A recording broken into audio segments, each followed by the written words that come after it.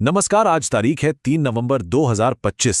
चलिए देखते हैं कि इस एक दिन में दुनिया भर में क्या क्या हुआ और इन अलग अलग घटनाओं को जोड़कर क्या तस्वीर उभरती है। तो शुरुआत करते हैं। जरा सोचिए, एक ही दिन की सुर्खियां हमारे समय की कितनी अजीब, कितनी विरोधाभासी सच्चाई दिखा सकती हैं। ये वाकई में सोचने वाली बात है ना, कि एक तरफ तो इंसान ऐसे ऐसे खतरनाक हथियार बना रहा है और ठीक उसी वक्त दूसरी तरफ ज्ञान की तलाश में दूर सितारों तक पहुंचने की कोशिश कर रहा है। ये कोई मामूली ड्रोन नहीं है, ये समंदर की गहराइयों में बहुत ही तेज रफ्तार से चलता है और कहा जा रहा है कि इसकी ताकत, इसकी तबाही मचाने की क्षमता किसी इंटरकॉन्टिनेंटल बैलिस्टिक मिसाइल से भी कहीं ज्यादा है। और देखिए, ठीक इसी वक्त एक दूसरी खबर आती है। पेन स्टेट यूनिवर्सिटी के साइंटिस्ट्स एक नई दुनिया के होने की पुष्टि करते हैं। सोचिए, एक ऐसी दुनिया जो हमें याद दिलाती है कि इस ब्रह्मांड में अभी भी कितना कुछ है जिसे खोजना बाकी है। अब यहां पर कहानी और भी दिलचस्प हो जाती है। एक तरफ तो ये जबरदस्त सैन्य ताकत का प्रदर्शन और दूसरी तरफ पूरी दुनिया एक साथ आकर सहयोग करने के लिए बड़े बड़े कदम उठा रही है। ये जो नंबर है 72, ये सिर्फ एक गिनती नहीं है, ये इस बात का सबूत है कि दुनिया एक बहुत बड़े नए खतरे से लड़ने के लिए एक साथ आ रही है। एक ऐसा खतरा जो सरहदों को नहीं मानता।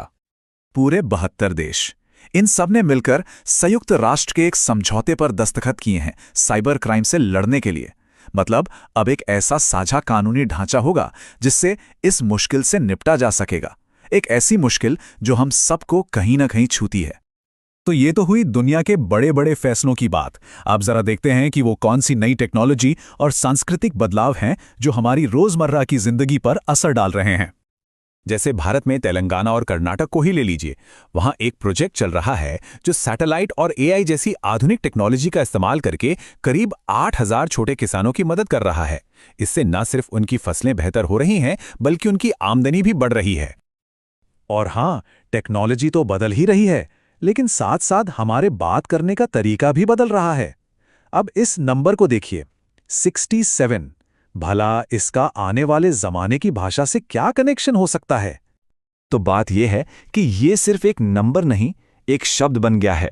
एक ऐसा शब्द जो दिखाता है कि भाषा कैसे लगातार बदलती रहती है।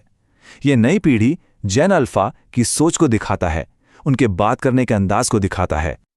तो एक तरफ हम भविष्य बना रहे हैं और दूसरी तरफ हम अपने अतीत को भी और गहराई से समझ रहे हैं, और साथ ही इस ग्रह को बचाने की भी कोशिश कर रहे हैं जिस पर हम रहते हैं। कुवैत में पता है क्या मिला है? एक 4000 साल पुराना मंदिर।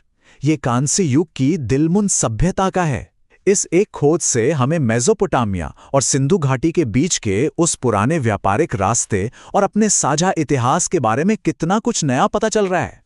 तो पुराने इतिहास को तो हम बचा ही रहे हैं, साथ ही अपने कुदरती खजानों को भी संभाल रहे हैं। जैसे कि बिहार की गोगा बील झील, जो अब भारत की 94वीं अंतर्राष्ट्रीय स्तर की संरक्षित आर्द्रभूमि बन गई है। ये दिखाता है कि कैसे तमिलनाडु से लेकर बिहार तक पूरे देश में इन जरूरी जगहों को बचाने की कोशिशें बढ़ रही हैं। और ब्राजील में तो वैज्ञानिक एक कदम और आगे हैं। वो सिर्फ इंतजार नहीं कर रहे हैं कि क्या होगा, वो तो खुद एक तरह का एक्सपेरिमेंट कर रहे हैं, ये समझने के लिए कि हमारे ग्रह के फेफड़े यानी अमेज़न के जंगल भविष्य में बढ़े हुए कार्बन डाइऑक्साइड का सामना कैसे करेंगे। तो इन सारी अलग अलग खबरों को, इन सारे धागों को जब हम एक साथ जोड़ते हैं तो इस एक दिन की कहानी क्या निकल कर आती है? ये इंसानियत की एक झलक है, एक ऐसी तस्वीर जिसमें हम एक ही वक्त पर कई अलग अलग, बल्कि एकदम उल्टी दिशाओं में जाते हुए दिखते हैं। कहीं कुछ बना रहे हैं तो कहीं कुछ मिटा रहे हैं, कहीं खोज कर रहे हैं तो कहीं लड़ रहे हैं। तो आज के दिन ने हमें नए हथियार भी दिए और नई दुनिया भी दिखाई, गुजरा हुआ कल भी दिखाया और आने वाले कल की जुबान भी सुनाई। अब सवाल बस यही है कि इन सब के साथ हम सब मिलकर कल की कहानी क्या लिखेंगे।